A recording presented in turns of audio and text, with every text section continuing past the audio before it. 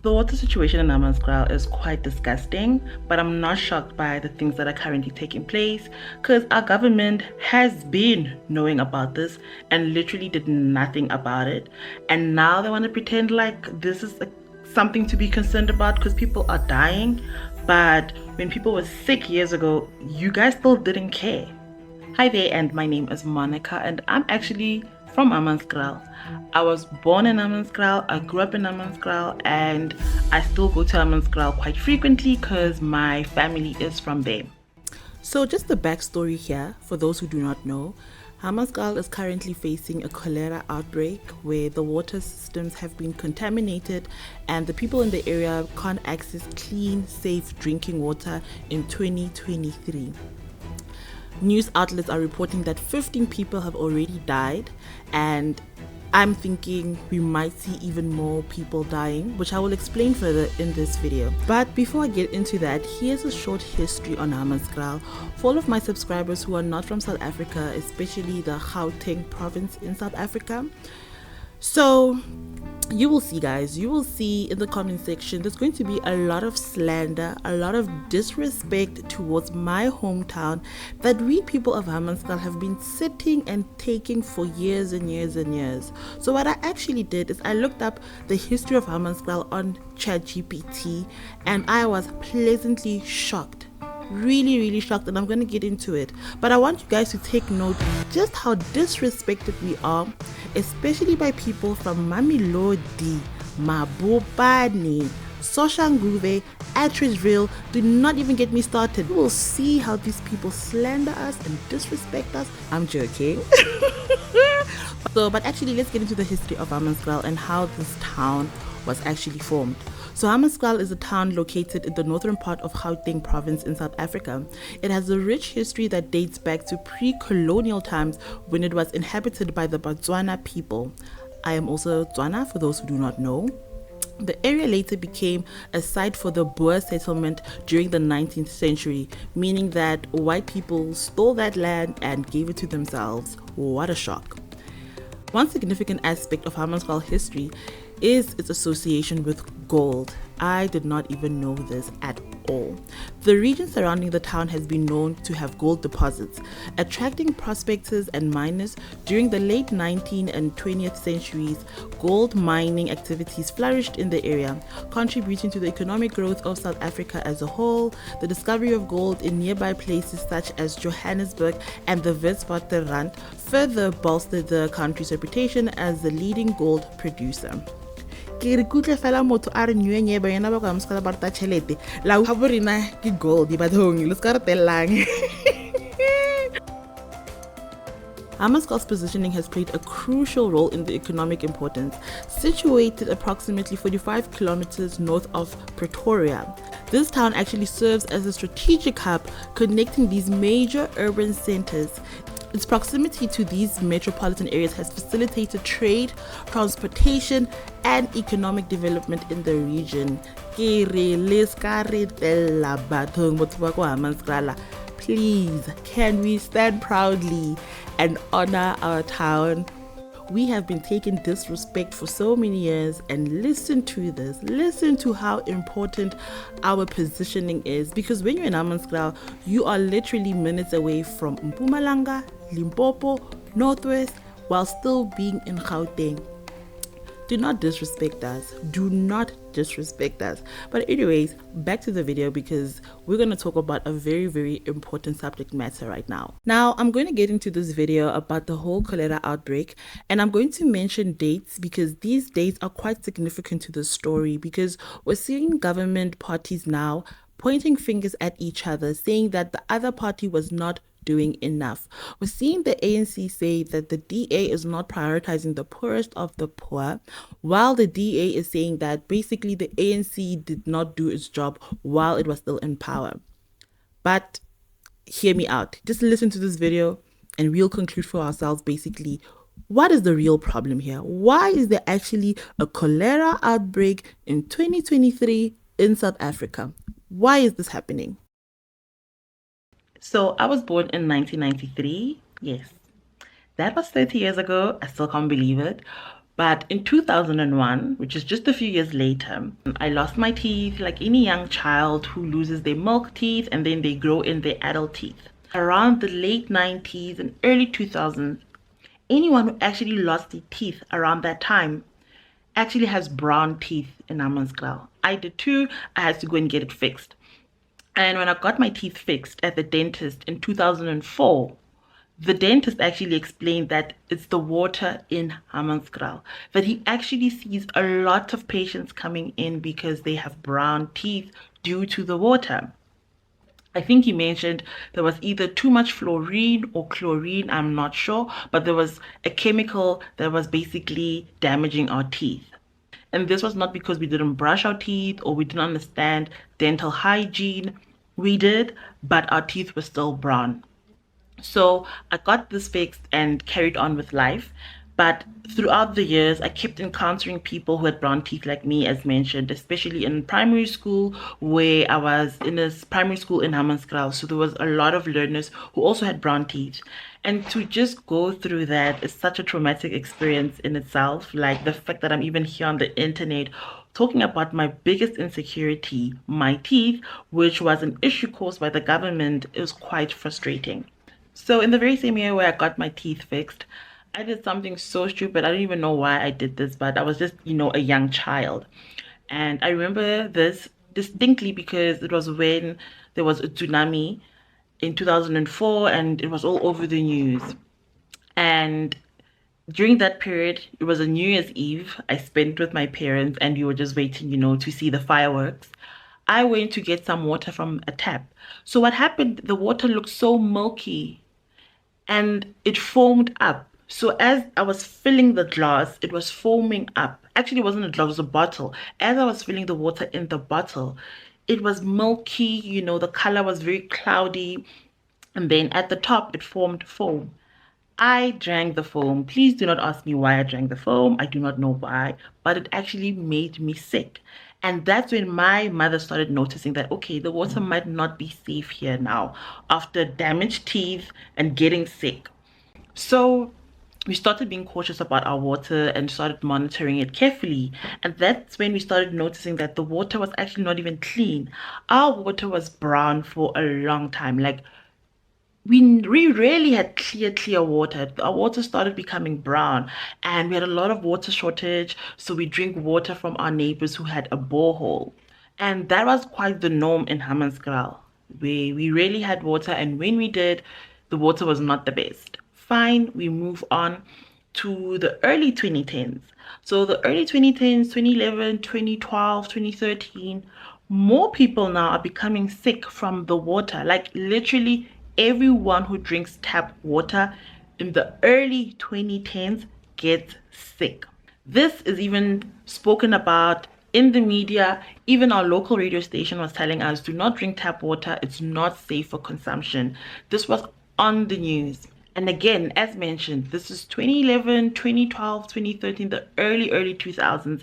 And that's when people started relying now on water trucks to basically provide them with drinking water that is safe.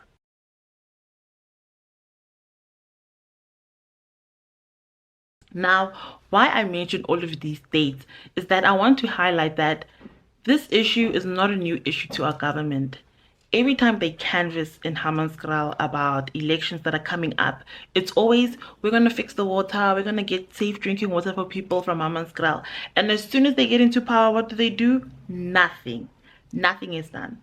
And what's so frustrating is that literally just a few months ago, the Minister of Water was talking on the news about how the water is going to be fixed in South Africa, like the water situation, because Hammanskraal is not special, it's not unique. This is an issue happening countrywide where lots of Black people, African people of dark skin do not have access to safe drinking water. And our minister had to say this about it. You heard some of those views from people, really frustrated. On one hand, you're dealing with the water cuts, on electricity cuts. Now you're dealing with the water cuts. Your response to some of the concerns raised? Well, firstly, just to greet all the viewers and yourself, my response is that we understand the frustration clearly. I mean, we live among the people. We know, we meet them outside TV boxes. We go to the areas, we address them on a regular basis, every week now, as I will be doing next week. We know that South Africa is a water scarce country. That's Yes. one issue. Yes. But the other issue is infrastructure. Leaky pipes, burst pipes. Yes. What is being done now Yes. that can sustain us in terms of water supply going forward? We've started a process. I think it's an unusual process by the Ministry and Department of Water and Sanitation in the country, where we physically deal with efficiency assessment. We've started in Gauteng. We haven't gone out of Gauteng as yet. 300 megaliters per day. 300 megaliters per day. Right. That is not to say there's no water in the Vaal. Right. There is water, and there is more than enough water in the Vaal. But in the system that supplies homes and households and businesses and agriculture, that's where the shortage is. And how does that happen?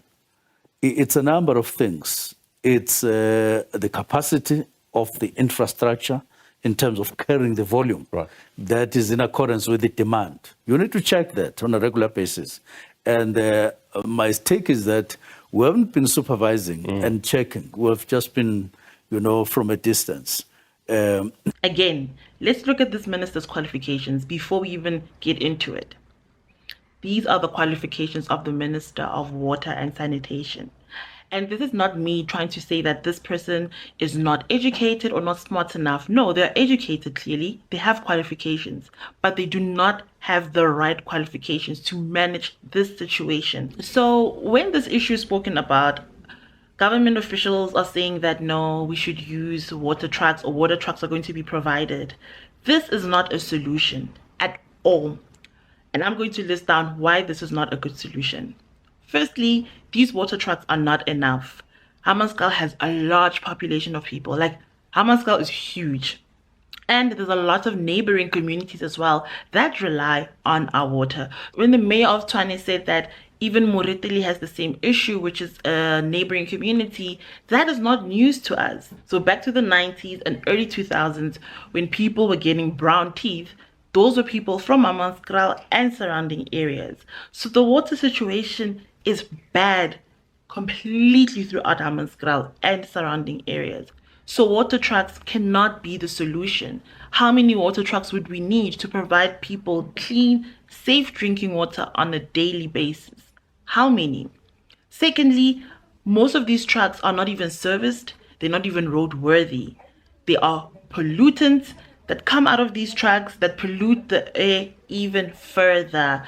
And then Hammanskraal also has a flooding problem. The roads are so damaged, there are so many potholes, and these trucks make it even worse. So now we don't only have a safe drinking water situation, but we have flooding situations in Hammanskraal, and then roads that are not even safe for cars to drive on because of the potholes that look like pizzas. Bad joke, but yes. So that is why water trucks cannot even work. And who's cleaning these water trucks? Because of these trucks are actually not as clean as well. They're not as clean. So water trucks cannot work. The government needs to fix the water in Hammanskraal. It's been so long that they've been promising to fix this. What have they been doing all of this time? My concern even is people who are going to seek medical help, because Jubilee Hospital is not the best of hospitals in South Africa. Jubilee Hospital, you go there with a broken finger, your hand will be chopped off. Bad joke again, but it's that bad because my sister, when they got misdiagnosed, my father was once involved in a car accident in 2011. His documents were lost. That is Jubilee Hospital. The hospital is constantly full, always understaffed. I honestly feel like our government doesn't know what they're doing, because Hammanskraal's situation can be easily fixed. It's literally just fix the water system. If a pipe is broken, fix the pipe. If the water's not being cleaned enough, add the right chemicals to clean the water. I honestly predict that there will be more deaths to come, and it's quite sad because all of these deaths were avoidable. They were honestly avoidable. Something could have been done. And for government to point fingers at different parties is not even an excuse, because this has been an issue for so many years. And how many parties have ruled Gauteng at the different levels, whether national, local, municipal, whatever? How many parties have ruled? So for you to point fingers at each other is not a good excuse. You cannot, because everyone had an opportunity to do something and no one did anything. These deaths are on you, and I hope people sleep good at night knowing that people are dying and they are sleeping in the comforts of their homes in Sandton, Johannesburg, all warm and cushiony, and other people who have your skin color are dying out there. It's quite sad, but it is what it is, you know. And I feel like as people from Hammanskraal, we can't depend on our governments anymore to do anything about this. And if there's a way we can do something about this, I wish as a community we can come together and look for methods that we can implement to save ourselves, because it seems like no one is going to save us. And I hope also that when the elections come in 2024, we remember these people. We remember these parties when they come to canvass in Hammanskraal and they tell us they're going to fix the water problem. This issue that's been there for at least, I can say at least at a minimum of 22 years, this problem has been existing. If a doctor could pick it up, a dentist, why did our government not pick it up? The people who are working with this water, the people who are cleaning this water, why did they not mention this? So I implore people that when we go and vote, we remember this. When these people come to canvass and they come and have their rally parties in our communities, we remember these people and we remember these promises that were never kept. I wish we can do something, and please, in the comment section, can we do something? Is there something we can do? Because it's of no use for us to sit here and complain about a government that's not going to help us. Like, what can we do to help ourselves?